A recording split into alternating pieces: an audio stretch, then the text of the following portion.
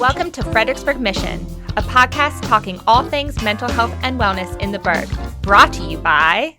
How do you shorten the time it takes to buy a car? Car buying just got easier. Pohanka365.com lets you complete as much or as little of the car buying process online. Pohanka365.com. Car buying simplified. Anytime, anywhere.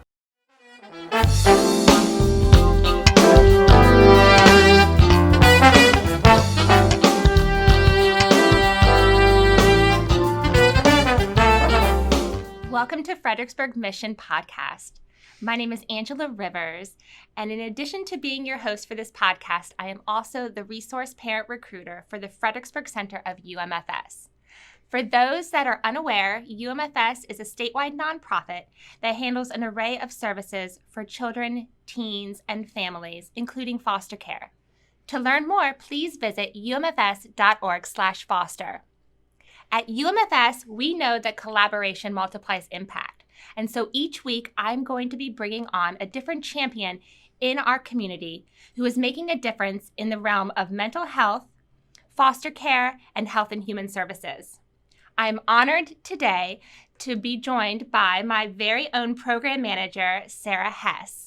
Welcome, Sarah. Thank you so much. It's so good to be here. Yeah, it's so great to see you. It's been way too long that I've seen you in person. I know. Doing the work from home virtual meetings is getting tiresome. It's so nice to connect with you in person and just catch up. Yeah, you're the boss. I think we should do more in person, right? Hey, I wish we could. One day we'll get back there. One day. No, I know, of course. So why don't we kick off this podcast by you just letting people know what UMFS stands for and what we do in the Fredericksburg region. Thank you.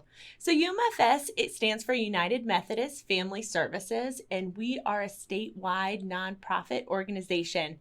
Like you said, that works with teens, children, families who are at risk and need a little extra support.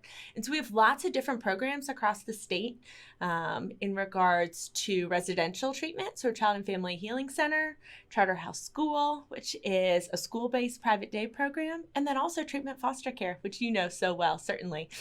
Yeah, and that's what we do mostly in Fredericksburg.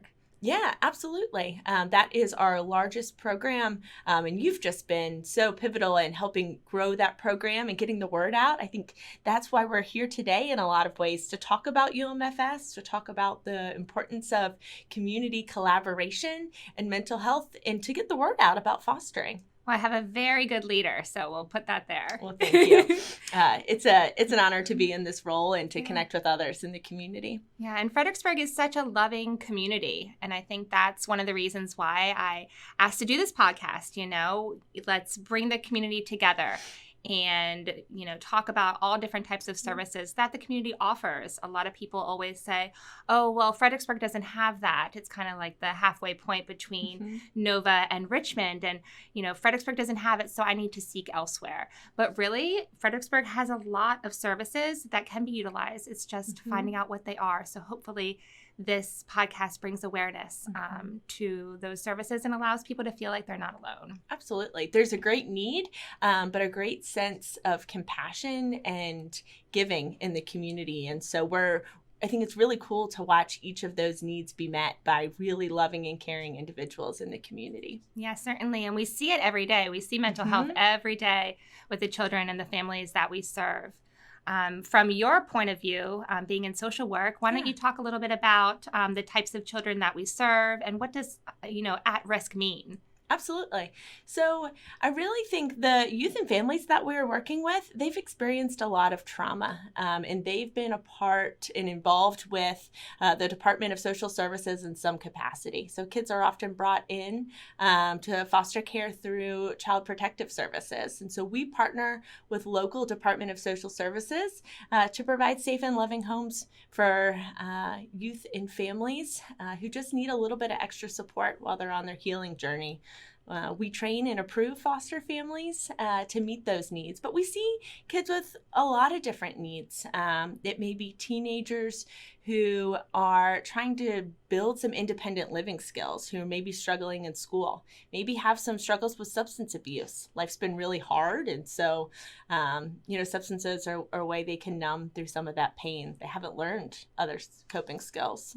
Some of the other types of needs we see with kids are sometimes medical needs. So kids who have developmental delays or medical conditions, maybe children who need speech therapy or occupational therapy. What else am I missing, Angela? What are you seeing a lot in referrals that come through? A lot of tough teens. Teens are always overlooked, I feel. Yeah. Being the recruiter, people come in and they often say, oh, I want a child who's, 2 to 3. I can mold them. I just want a baby. But really, we don't serve a lot of younger children. Sometimes, but just not as often. And usually if they are younger, they come in with an array of medical needs or abuse of some kind. And so what does that look like in the family? It's not going to be this perfect baby that just popped out of a mama's belly and you can mold them exactly how you want. We serve all different types of children, and they all have different needs and just need that right fit family for them. Who's going to hold their hand through the hard times and the good times. Yeah, we've been getting a lot of referrals lately for sibling groups, and I think that's one of the things that I know we've talked a lot about. How do we find families who maybe are empty nesters, who have extra room in their home to take on a sibling group of 2, 3, or maybe even 4? Keeping siblings together is so important, and it's heartbreaking for children to have to come into foster care. That's a trauma in itself, but even more traumatizing when we have to separate those sibling bonds and place them in separate homes. Fredericksburg, we have a lot of families that have a lot of kids already. Yeah. And so, people often say, oh, well, I want to keep all the siblings together. So even though I have 5 kids, I'd really like to take a sibling group of 3. But oftentimes that's just not the best fit for the youth that we serve. And so, we certainly need empty nesters. So I don't know where they are, but we're looking for them. Yeah, absolutely. If you know someone or you are an empty nester and you're willing to join us on this journey and to seek the support from us as an agency to learn how to parent kids who have gone through a lot in the early years of your life, we're here for you, and we'd love to take you on. One thing that I think sets UMFS apart from other agencies is the type of wraparound support that we offer. Yeah, I think we do a really good job at a team approach. So certainly they're meeting with you on the front end and getting acclimated to what is foster care. I don't know if I want to do it. Can I just ask some questions? And a safe place to kind of process that. And then they get trained by our resource parent trainer, which is Felicia, and she does an amazing job wrapping families, teaching families. And then they meet with a home study author to learn a little bit more of what would be a good fit for their family. And then once you get a placement, we're all still here. You get a caseworker who meets with you throughout the week, every week, in some capacity, a supervisor. And so how do we really wrap you so you can be courageous? Exactly. And we have a 24/7 on-call staff person, which really speaks volumes. And, it doesn't have to be an emergency.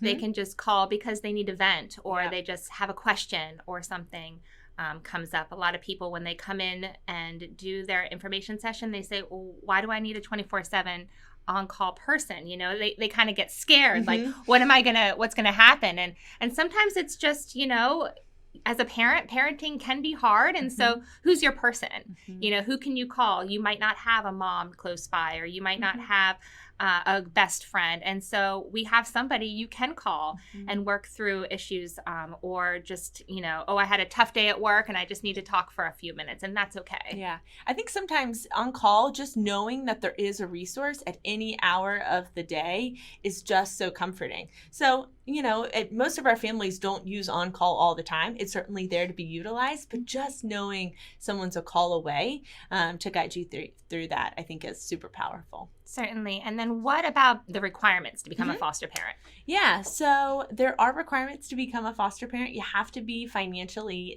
stable. So in sound, we're not looking for a specific financial amount, but you really have to bring in more of an income than your expenses. We ask that families can pass a background check. So we do run multiple background checks and look for barrier crimes. We want to make sure our kids are in homes that are safe and are able to meet their needs.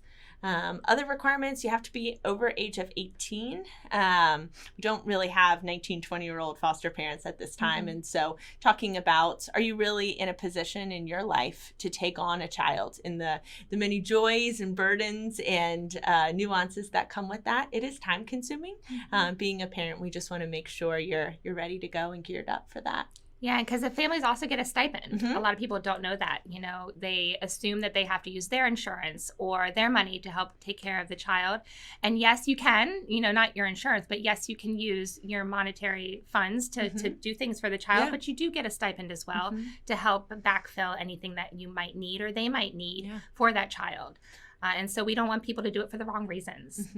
Absolutely. And some of our kids require additional support services, and that's why that additional funding is there to support that. Yeah. I think there's a lot of misnomers about foster care. There's a lot of myths.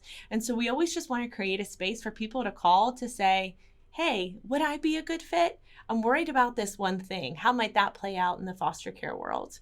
You don't have to be married to be a foster parent. I think that's one of the big myths of foster care. We have a lot of terrific single foster parents that do an amazing job. You don't have to own your own home. You can be a family who's renting. That's certainly okay. We have all sorts of families. We have non-married couples. We have single parents who maybe have a family member that lives with them. We have same-sex couples. We have families of all different racial and ethnic backgrounds. We get all sorts of kids in foster care. And the biggest indicator of kids being able to reach permanency is really that fit. And so we want families of all types to meet kids of all types. Yeah, and the family does need to have an open room. Absolutely. In their home. Maybe you can discuss a little bit about what that transition looks like and why is it necessary? Like, why can't a child necessarily share a room with another sibling? Yeah, we ask that any prospective families who want to be approved as a resource family have a spare room for a kid. And really, the reason for that is we're taking a child that we may not know a whole lot about. We're taking a child who has gone through so many big emotional needs, and we're placing him in a stranger's home. And so really having that child have their own room, that teenager have their own room, helps develop a safe space for them for a timeout, maybe when they just need to spend some alone time to recenter and to calm, a space that they can call their own, that they don't have to share while they're moving in to a brand new community, sometimes a brand new neighborhood that may not look similar to the home they came from. And it also gives foster families' birth children a chance to have their own space because they're going to be sharing their parents potentially for the first time.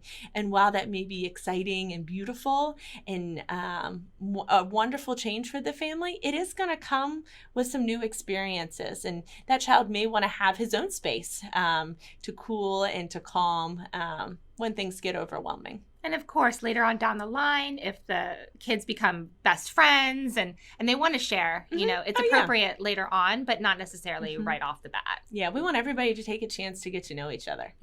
Exactly. But siblings, if a sibling pair came into a home, they could actually share initially because they do know each other and they're safe together. Yeah, we have sibling groups. Not all groups. the time, of course, but we have sibling groups who quite often share. Sometimes that actually helps them feel safer at times because maybe they were used to sharing a room together or they're in a new home that doesn't look like their old home, and that can be scary for kids. And so sometimes if you share a room, that provides a sense of comfort. For other youth, maybe they actually want the space and it's better for them to have their own room, their own belongings. And sometimes siblings bicker, right? Sometimes siblings fight. And so sometimes a little extra space for both of them is beneficial too. So the more space you have, if you can have a spare room for the kids, it just gives us a little wiggle room to figure out what's going to best work for this kid and this foster family. And let's talk about, too, how the pandemic has made a big difference. Are we seeing more kids coming into care, less kids coming into care, harder kids coming into care? What's been the big difference during this? this time? So I think it's a little bit of both. I think families who are vulnerable right now are more at risk. I think it's been a hard and challenging time for everyone in so many capacities. But if things were already difficult for you and your family, chances are things have become more difficult. And so we are still seeing a lot of youth come into foster care. We're seeing a lot of youth who are teenagers come into foster care, some of which who have some larger needs. And so we're really asking families who are willing to learn some new strategies and some new tools to join with us to support these kids. Because if we're not able to find homes for them, sometimes they sleep at DSS offices or having to sleep in hotels until families are identified. Or they go to a short-term home and then have to bounce to another home until a longer-term foster care placement can be identified.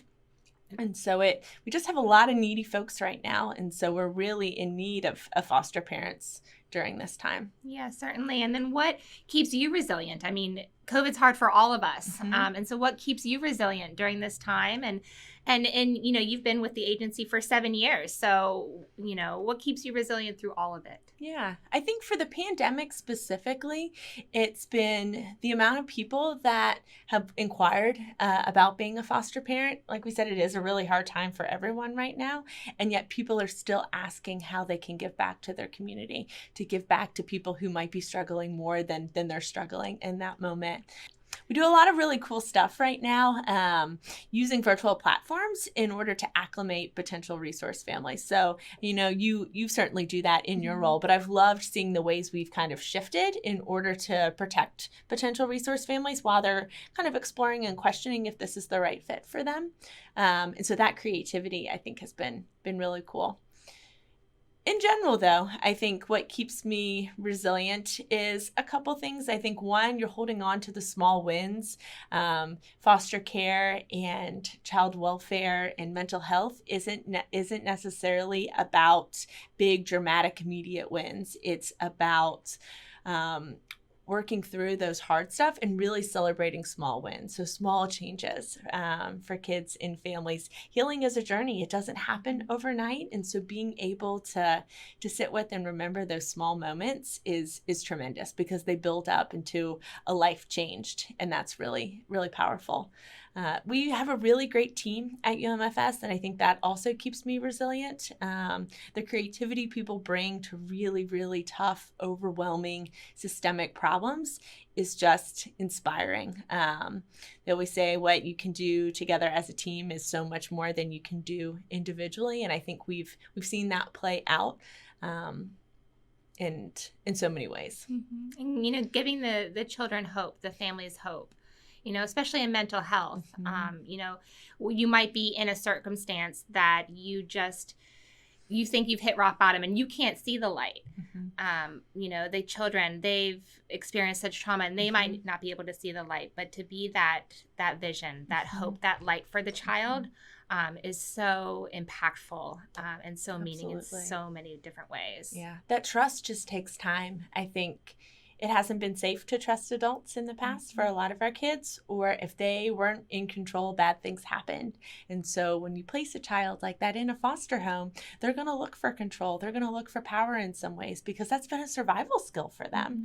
Mm-hmm. And so how do you teach trust over time? How do they look at mother figures or father figures or supportive adults in a different light when their experiences maybe haven't always been positive? And the brain holds so much potential for rewiring and for healing. And I think that is just amazing, certainly in children, but also in adults, mm-hmm. Foster parents who had maybe their own traumatic life experience, and they're here today giving back to change the future, to break that cycle. And that is just, I really think, so heartwarming. Mm-hmm. Foster care, whether it leads to adoption or leads to return home or relative placement, requires a lot of patience. It always takes a bit longer than you think. And so we ask for kind of perseverance and patience through that process. When kids come into our program, sometimes it's their first time in foster care. They've been emergently removed and they're kind of starting their initial treatment plan or service plan. And other times we'll get children into our program who have been in foster care a while. Maybe they're disrupting from a placement from another agency, or even sometimes one of our homes where it wasn't the right fit and they need a forever adoptive home. Or sometimes we have some foster families who are just foster families. And so their long-term goal is not adoption. And so when a child's goal changes, sometimes those children will then need an adoptive home. And so timeline can look really different. Sometimes it can take a year or 2 years. Sometimes it can be shorter. A child would have to be placed in a family's home for 6 months before we could really start talking about adoption. And the purpose of that is just because adoption is forever. And so you got to get to know one another. It has to be the right fit, both for the family, but also for the child in order for that really to stick. Yeah, and that's something we do so great at UMFS, finding the right match, the right fit. So when we get a referral, we're able to ask the family, is this the right fit for you? And we'll, of course, hold their hand through the whole thing, the ups and the downs and everything. But is it the right fit? Yeah. And sometimes they have to let us know really quickly, and other times they can think about it a little bit. Yeah. But they have the ability to say yes, and they have the ability to say no. And if they say no, it's not a bad thing. Sure. That's okay. We'll still call them again for another placement. There's plenty of children and plenty, hopefully plenty of families to place those children. Absolutely. Yeah, adoption is really cool. I think seeing kids get adopted, especially youth who have been in foster care a long time and maybe had multiple placements, it's just really inspiring. I think there are so many beautiful stories about adoption and return home and relative placement. Families can heal, and there's so much effort that goes into having kids reach permanency, regardless of what that is. And if a family is listening right now and they're thinking, oh, I could never be a foster parent because I couldn't hold the hand and then say goodbye, what would you tell that family? We'll be there through that with you as well. It's a good sign if it's hard to say goodbye, because that means that there was an attachment there, hopefully for you and hopefully also for that child. I think when kids go home, sometimes you're able to stay in contact. One of the big things we encourage our families to do is something we call bridge the gap. And that means really building a relationship as families are able with birth family. We had a sibling group of 2 that actually just went home yesterday, and that foster parent did an amazing job bridging the gap with mom. And so the goodbye was hard. They made a memory book of photos and experiences that they've had over the past 6 months. And it was a tearful goodbye, but it was a goodbye everybody felt confident in. The boys were ready to return home. Mom and dad have worked incredibly hard to return home.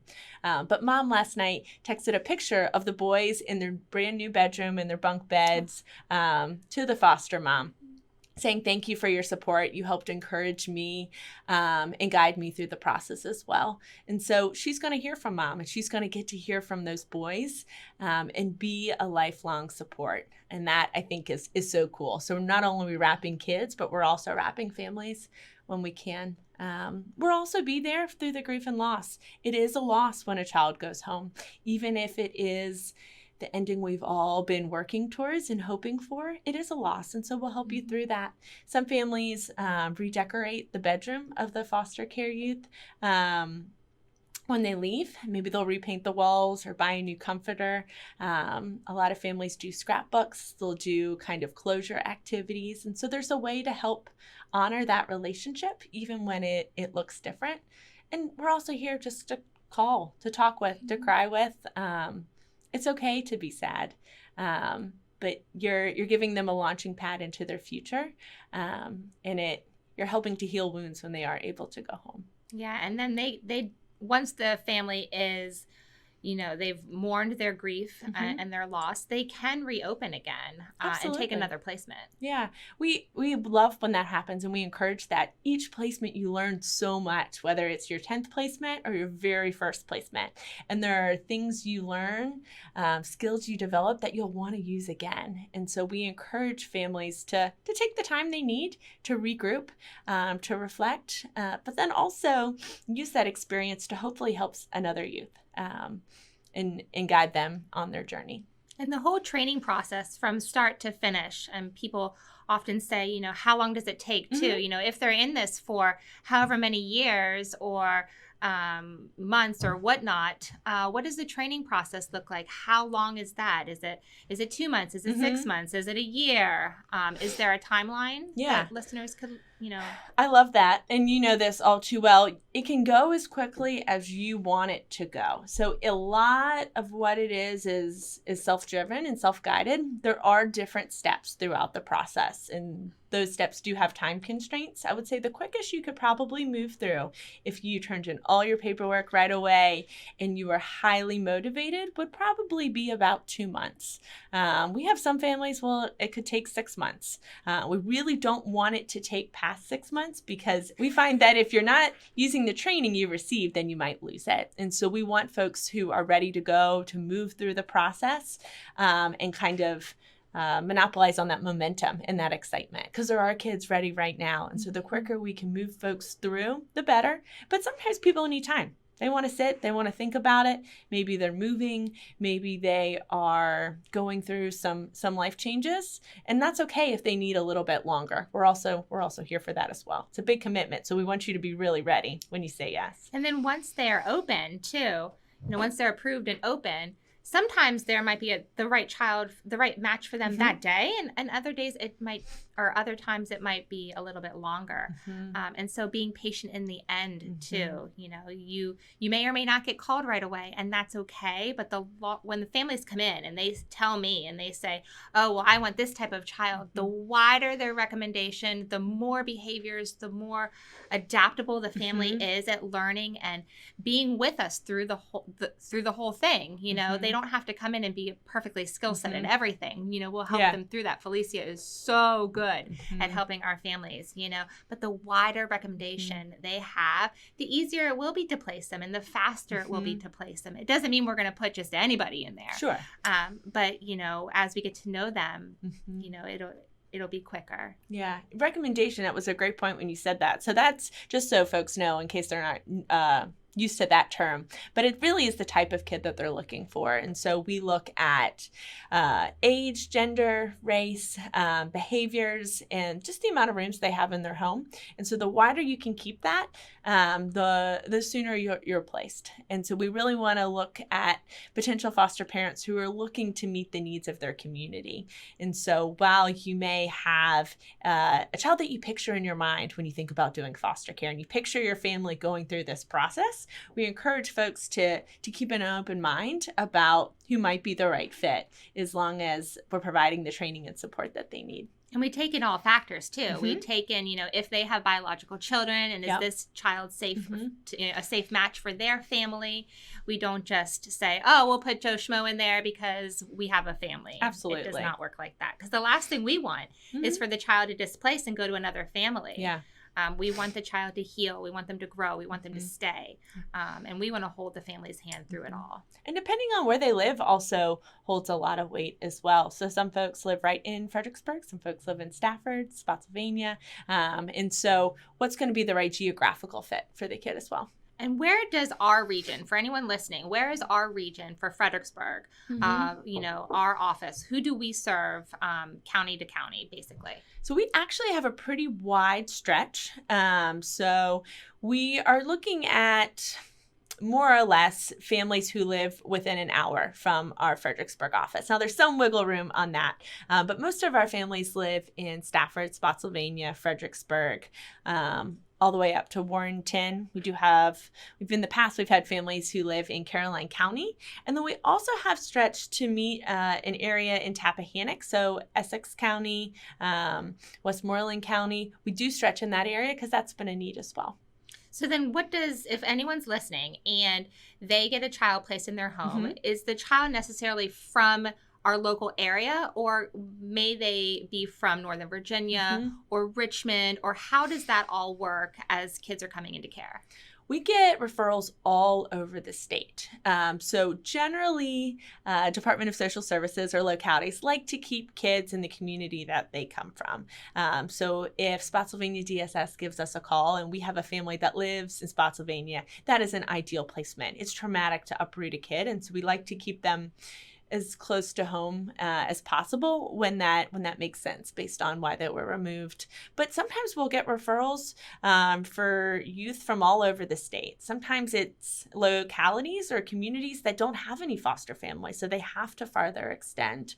So you could get a call from a kid really all over the state. That doesn't mean that you need to move. It doesn't mean that you need to drive to the area where that child is from. But there are a few things to consider. We wouldn't call you for a child who has visitation with his mom and his dad that's 4 hours away. And so we're keeping that in mind before we call you. And then is it hard if a child is from a different locality? Would they go to the foster family's school district? Is it hard to change schools? I mean, how do we help the children and the family during that process? Yeah, if when possible, we like to keep the child at the same school, but unfortunately that doesn't happen a whole lot.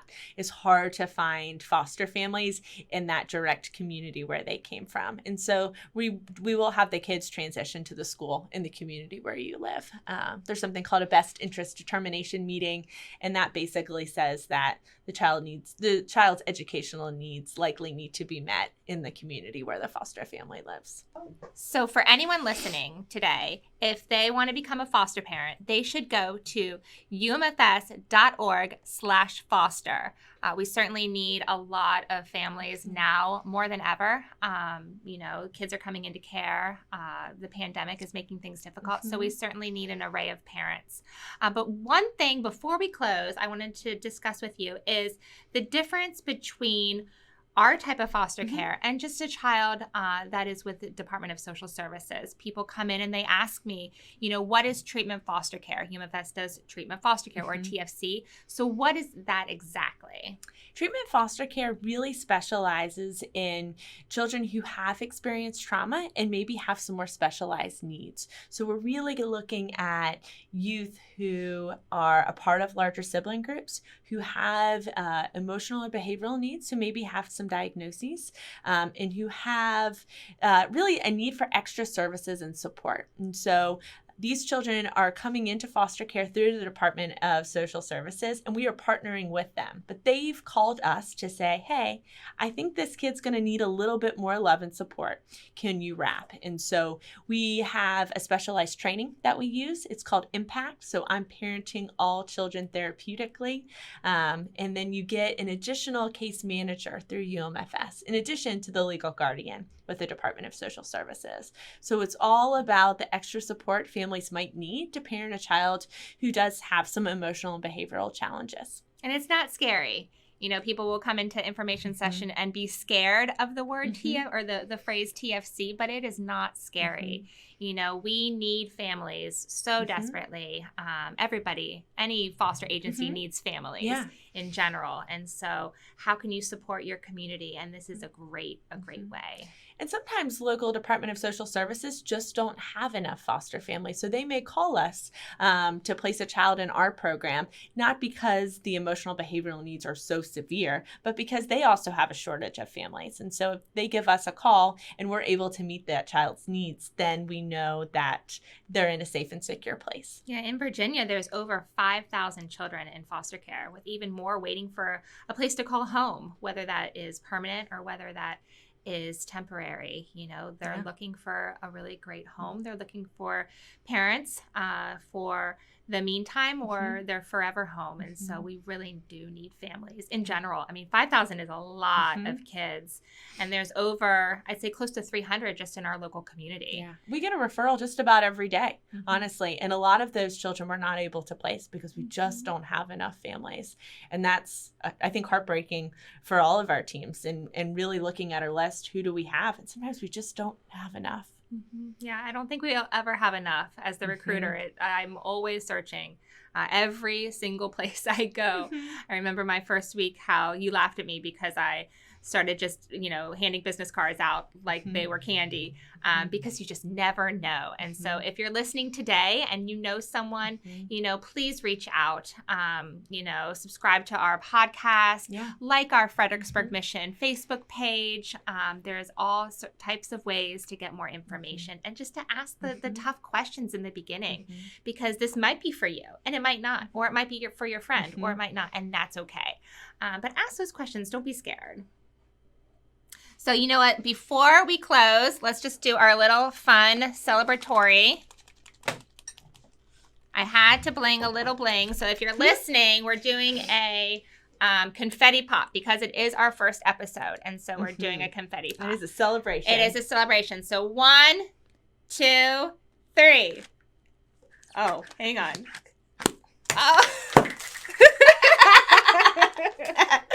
Not as impactful as it should be.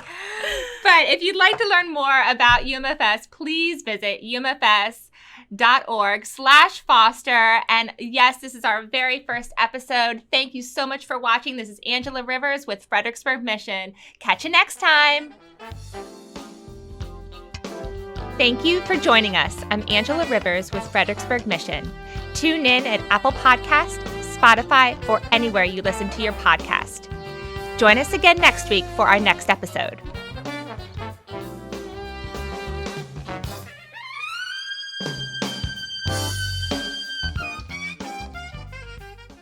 How do you shorten the time it takes to buy a car? Car buying just got easier. Pohanka365.com lets you complete as much or as little of the car buying process online. Pohanka365.com. Car buying simplified. Anytime, anywhere.